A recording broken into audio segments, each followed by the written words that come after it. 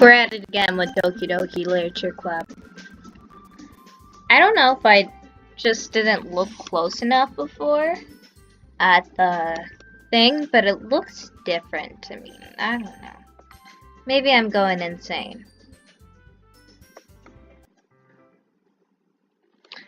I return to where I put my stuff and carefully slip the book into my bag. Okay. Who should I show my phone to first? I'm still kind of want Monica, but I don't think we can get Monica. Hey again, Gilby. How's the writing going? Alright, I guess, I'll take that. As long as it's not going bad. I'm happy that you're applying yourself. Maybe soon you come up with a masterpiece. Huh, wouldn't count on that, but you never know. I suppose that's true, but, want to share what you wrote for today? Sure, here we go. Hold on. Woo!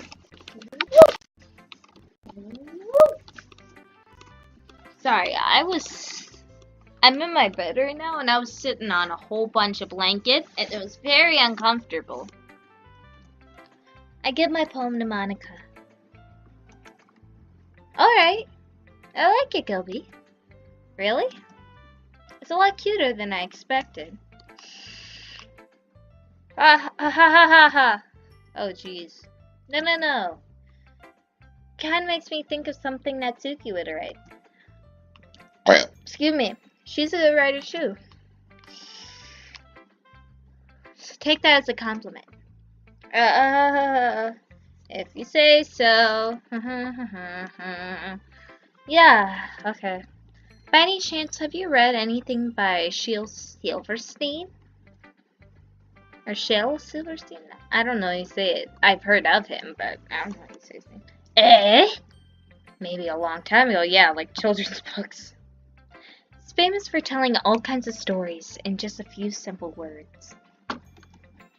His poems can be funny, endearing, or even sad. And sometimes they're only a few lines long. They might even feel like they're written for kids, but if you think about them, they can express views of the world that would apply to anybody. I see.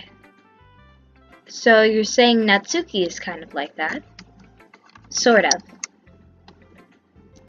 Maybe she's not an expert, but you probably won't find much filler in her poems. They might be easy to write, but they're super challenging to get the meaning through.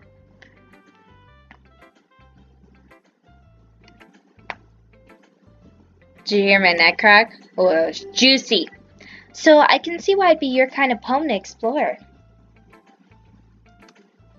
But anyway, you want to read my poem now? I like the way this one turned out, so hopefully you do too.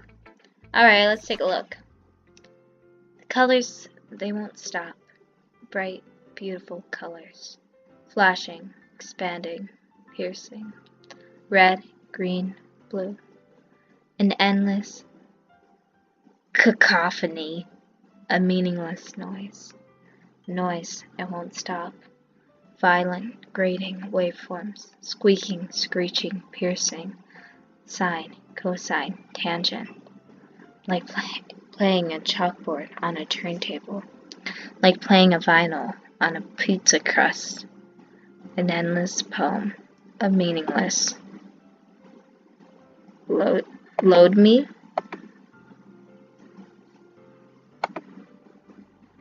It's even more abstract than your last one, huh? I guess it's just the way I write. Sorry if you don't like it. No, I never said that. It's just the kind of thing I've never really seen before, I guess. Kinda like playing with my space on the paper. Choosing where and how to space your words can totally change the mood of a poem. Yeah, it can, really. Or, deciding, like, what you capitalize and don't. Like, it's cool stuff. It's almost like magic. The way I wrote the lines really short makes it feel like they're trying to speak over the noise. I see. Still hard for me to tell what it's about, though. Sometimes asking what a poem is about isn't the right question. A poem can be as abstract as a physical expression of a feeling, a conversation with the reader. So putting it that way, not every poem is about something. Anyway, here's Monica's writing tip of the day. Sometimes you'll find yourself facing a difficult decision. When that happens, don't forget to save your game. You never know when you might change your mind, or when something unexpected may happen. Wait, is this a tip? Is this tip even about writing? What am I even talking about? That's my advice for today. Thanks for listening. Okay. Yeah, that's definitely about the game. That's cool though that they put that in so if something happens you don't have to restart your game like 50 times to like do different stuff. Natsuki reads my poem. She keeps glancing at me and then back at the poem. But now she must have read it more than once. Aren't you supposed to be bad at this? Is that a compliment? No, I mean, you know. Natsuki struggles to find the word she wants. I just expected a lot less after what you showed me yesterday. That's all. Well, I guess I got lucky with this one. Yeah, exactly. Got lucky, you know? Don't get used to it. You don't always manage to write poems this cute. I mean, well written. No, I mean... so that's how it is. My poem is cute, huh? No. Why are you smiling? It's not like I like cute things. Suki shoves my poem back towards me. Reading it again, I decide that's not so great after all. It's too cute and Doki Doki. It would only impress, you know, girls who like those kinds of things. Ha ha ha ha. For some reason, Natsuki's incredibly easy to see through. Yeah. Well, anyway. You're gonna read mine now, right? Judging by your taste, you'll probably like it a lot. Probably learning something too. Don't forget who the real pro is. Amy likes spiders. You know what I heard about Amy? Amy likes spiders. Icky, wriggling, hairy, ugly spiders. That's why I'm not friends with her. Amy has a cute singing voice. I heard her singing my favorite love song. Every time she sang the chorus, my heart would pound to the rhythm of the words. But she likes spiders. That's why I'm not friends with her. One time I hurt my leg really bad. Amy helped me up and took me to the nurse. I tried not to let her touch me. She likes spiders, so her hands are probably gross. That's why I'm not friends with her. Amy has a lot of friends. I always see her talking to people. She probably talks about spiders. What if her friends start to like spiders too? That's why I'm not friends with her. Doesn't matter if she has other hobbies. Doesn't matter if she keeps it private. Doesn't matter if it doesn't hurt anyone. It's gross. She's gross. We would be better off without spider lovers. And I'm going to tell everyone. See, I like these ones because they're pretty darn cool. Not bad, right? It's quite a bit longer than yesterday's.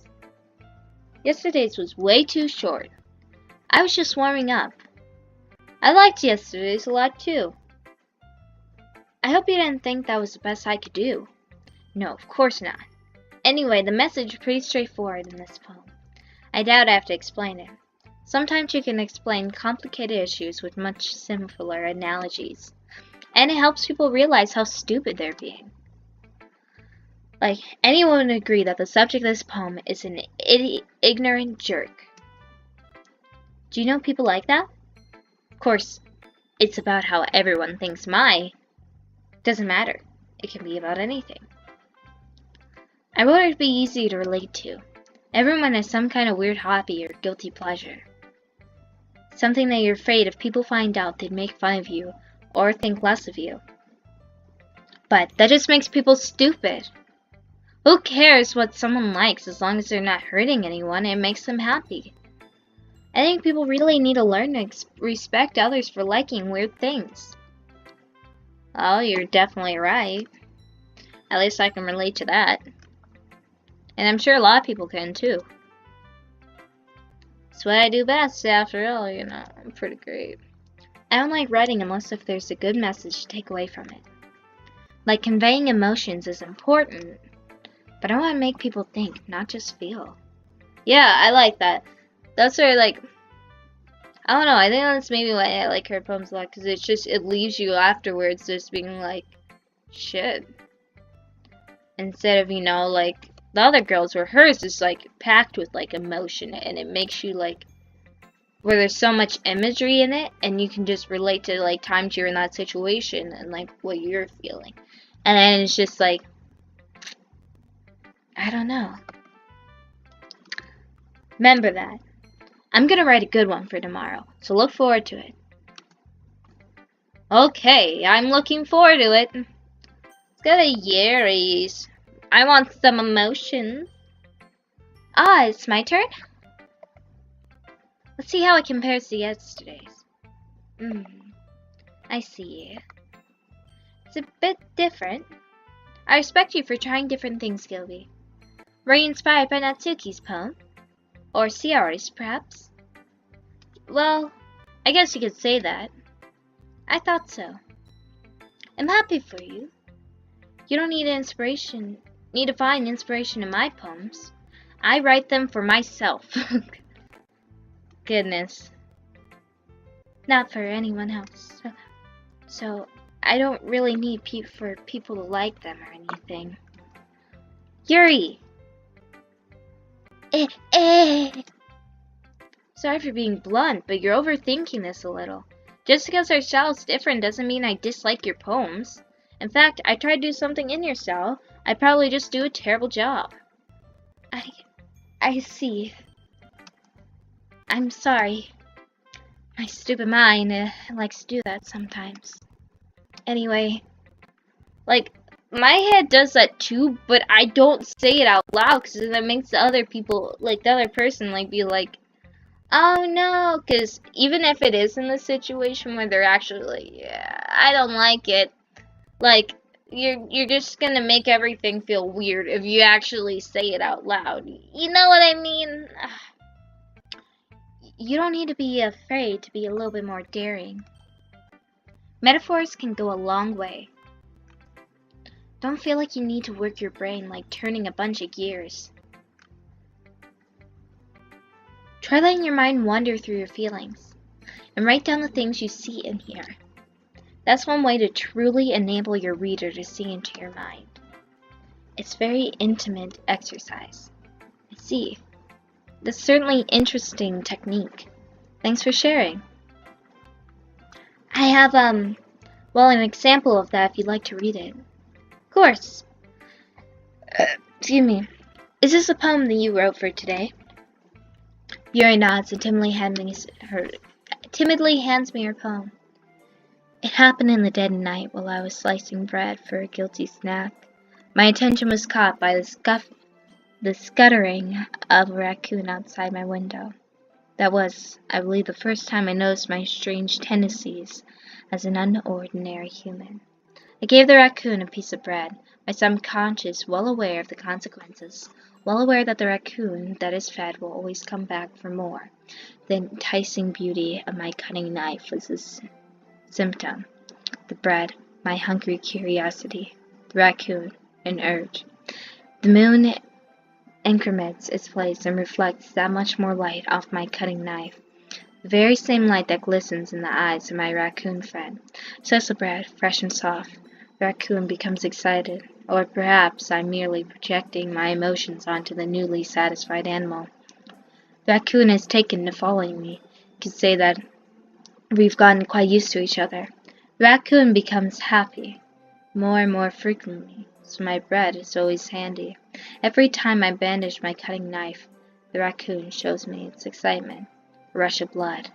Classic Pavlovian conditioning. I slice bread, and I feed myself again. Cool. It's a little more daring with this one than yesterday's. I liked it a lot. I can see that. It's a lot more metaphorical. I don't know if it's my fault, but I can't begin to imagine what this poem is about. Let's write. It's a bit closer to my preferred writing style, using the poems as a canvas to express vivid imagery and conveying emotions through them. Yeah, if I can take it at face value, then I can't even figure out what it's supposed to mean. Well, I think it's something that different people can relate to in their own way. I wanted to express the way it feels for me to indulge in my more unusual hobbies. It's those sorts of things I usually force to keep to myself, so I sometimes enjoy writing about them. Ah, that's funny. Didn't Natsuki also write something about that? About someone being ridiculed for a strange interest. She did? Yeah. Talking about how it doesn't matter what you're into as long as you're not hurting anybody. She's right. I mean, does you really feel that way? Yeah. Sounds like you two have that in common. That's interesting. To me, she seemed like the kind of person that would make fun of me for my hobbies. But I suppose that's my fault for judging, isn't it? Oh, please don't tell her I said that. Don't worry, I don't have no reason to. Okay. Well, thank you for sharing it with me. After all, if I hadn't learned to embrace my own weirdness, I'd probably hate myself. I might be ranting a little bit now. But I'm glad that you're a good listener. Sayori! What's up with you, baby cakes? You look kind of creepy there. Oh my goodness. This is so good, Gilby! Oh, I love it! Especially after yesterday's poem. Too honest sometimes, Sayori. No, but really. I want to put this on my wall. Can I? Sayori, you must be seriously overacting. I'm not a good writer at all. I honestly have trouble. I have no idea what I'm doing. Well, maybe that's why. Because I have no idea what I like either. Jeez. Sure, Yuri's opinion has to be a little bit more constructive than this one. Maybe even Natsuki's. Are you sure you don't like it just because I wrote it? Well, I'm sure that's part of it. I think I understand you better than a lot of other people, you know. So when I read your poem, it's not just a poem. It's a Gilby poem, and that makes it feel extra special. Like I can feel your feelings in it. Sayori hugs the sheet against her chest. You're so weird, Sayori. Well, I'm not very good at figuring out if poems are good or bad. But that's why I just go by my heart. If it makes me feel things, then it must be a good poem. I'm not sure that's exactly how it works. Then again, I guess conveying feelings is a pretty important part of the whole thing. Yeah, maybe. Honestly, I don't even know what kind of writing you like in the first place. Yeah, me neither. Why don't you at least try giving it some thought? Ah, you want to write something for me? That's so sweet. Yeah, right. But you're always thinking about other people. You need to think about yourself once in a while. If you don't, you might end up getting hurt at some point. Excuse me. Yeah, that's the noise you made, just bad. Well, I don't really know what you mean, but I'll try to keep it in mind. Oh, well, whatever. God. Anyway, let's see. I guess I like happy poems. Wait, sometimes I like sad poems too. I was about to say, like, you've had some weird ones too. When I was trying to get, like, the Yuri ones, like, some of them were yours. And then the same with when I was trying to get the Natsuki ones, you had some of the happy ones too. Sometimes I like a little bit of both. So you like bittersweet. Bittersweet, that's what. There's a word for that, right? What's the word I'm looking for? Bittersweet. Ah, I called it. I'm like a little genius over here. Yeah. I like things that are happy and things that are sad. Happy and sad. I can't see you liking something sad, Sayori. Well, I like happy the most. Sometimes when you have a little rain cloud in your heart, a sad poem can help give the rain cloud a little hug. And make a nice happy rainbow. Sayori, that's unexpectedly poetic. Is it? Maybe I'm getting better at expressing my feelings after all. Thanks, Gilby. I should go write that down then. Hear me my poem now, okay? I pop off my scalp like the lid of a cookie jar. Secret place where I keep all my dreams. Low balls of sunshine, all rubbing together like bundles of kittens. I reach inside with my thumb and forefinger and pluck one out. It's warm and tingly. There's no time to waste. I put it in the bottle to keep it safe. And I put the bottle on the shelf with all the other bottles. Happy thoughts, happy thoughts, happy thoughts, and bottles, all in a row. The collection makes me a lot of friends. Each bottle is starlight to make amends. Sometimes my friend feels a certain way. Down comes a bottle to save the day. Night after night, more dreams. Friend after friend, more bottles. Deeper and deeper, my friend's fingers go, like exploring a dark cave, discovering the secrets hiding in the nooks and crannies. Digging and digging, scraping and scraping. I blow the dust off my bottle caps. Doesn't feel like time elapsed. My empty shelf could use some more. Friends look through my locked front door. Finally all done, I open up, and in come my friends. And they come in such a hurry. They want my bottles so much. Frantically pull them from the shelf, one after the other, holding them out to each and every friend, each and every bottle. But every time I let go, it shatters against the tile between my feet. Happy thoughts, happy thoughts, happy thoughts, and shards all over the floor. They were supposed to be for my friends. My friends aren't smiling. They're all shouting, pleading, something. But all I hear is echo, echo, echo, echo, echo inside my head. Oh, I should just try to give all of her happy thoughts to her friends. And then it just wasn't working anymore. And I'm sad. And now that she doesn't have any of her happy thoughts, it's just empty. Holy crap. Sayori, did you really write this? Of course I did. Didn't I tell you yesterday I was gonna write the best poem ever? Yeah, but I didn't expect something like this coming from you. Oh, I gotta crack my back really bad right now. Monica taught me a whole lot. And I've been really in touch with my feelings recently. I see that. It's almost kind of creepy.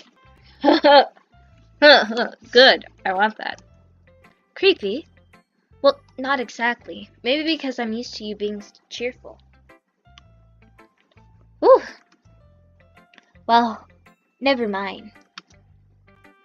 I'm thinking too hard about it.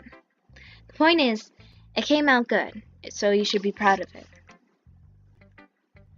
Thanks. I feel like I was meant to express myself this way. It even helps me understand my own feelings a little bit better. Writing is like magic. You've gotten pretty passionate about this, huh? I hope you keep it up. Yeah. Writing's the best. I'm gonna keep writing until I die. Don't get ahead of yourself. Sayori's always had a habit of getting obsessed with something before dropping it no more than a week later. I wonder if this is one of those things. But seeing the passion in her eyes makes it hard for me to be pessimistic. Okay, everyone. We're all done reading each other's poems, right? I have something extra planned for today, so if everyone could come sit in the front of the room. This is about the festival. Well, sort of. Do we really have to do something for the festival? It's not like we can put together anything good in just a few days. We'll just end up embarrassing ourselves instead of getting any new members. It's a concern of mine as well. I don't really do well with last-minute preparations. Don't worry so much. We're going to keep it simple, okay? We won't need much more than a few decorations. Sayori's been working on posters, and I've designed some pamphlets we can give out during the event. Okay, that's great and all. But that doesn't tell us what we're actually going to be doing for the event. Sorry, I thought you heard about it already. We're gonna be performing. Performing? Monica.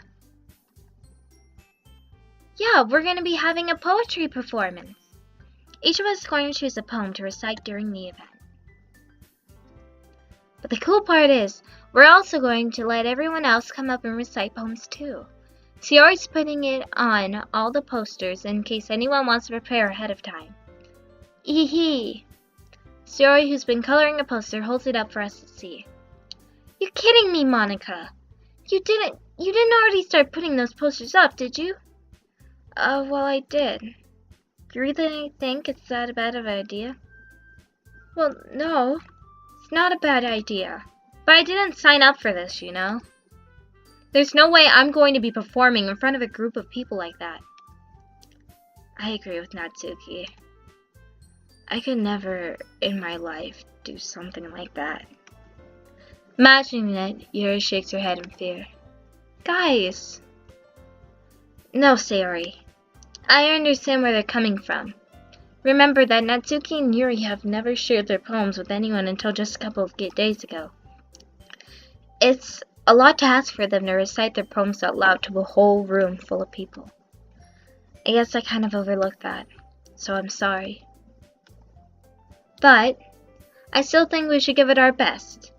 We're the only ones responsible for the fate of this club.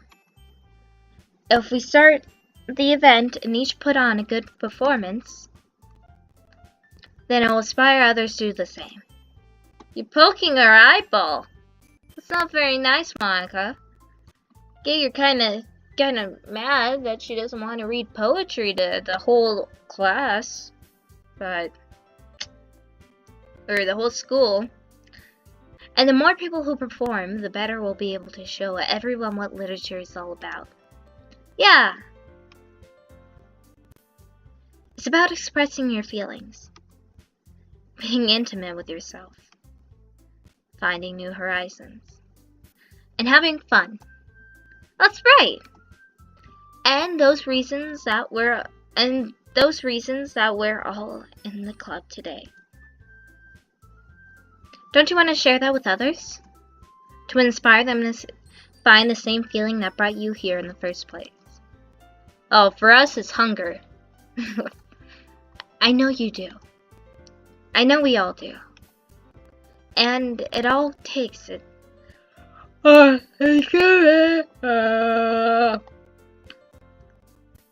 if all it takes is standing in front of the room for 2 minutes and reciting a poem, then I know you can do it. Natsuki and Yuri remain silent. Sayori looks worried. I guess that leaves me with no choice. I agree. I don't think it's too much to ask. I think that Sayori and Monica have been trying really hard to get new members. Least we can do is help them out a little bit. Well, maybe, but it looks like Natsuki doesn't have any arguments left. Okay, fine. Guess I'll just have to get it over with. Alright. Phew. Thanks, Natsuki. What about you, Yuri? Yuri dejectedly glances around at everyone else's expectant faces. I guess I don't really have a choice. That's everyone. You're the best, Yuri. This club is seriously going to be the death of me. Oh gosh. You'll be fine, Yuri. But anyway, let's move into the main event. I want each of you to choose a poem of yours. We're going to practice reciting them in front of each other. No way. Monica, this is too sudden. Well, if you can't recite your poem in front of a club, how do you expect to do it in front of strangers? Oh no. Don't worry. I'll start off to help everyone feel a little more comfortable. Can I go next? Of course. Now let's see. So we're going to be going into, on how to present our poems? Well, that sounds like something good for the next episode.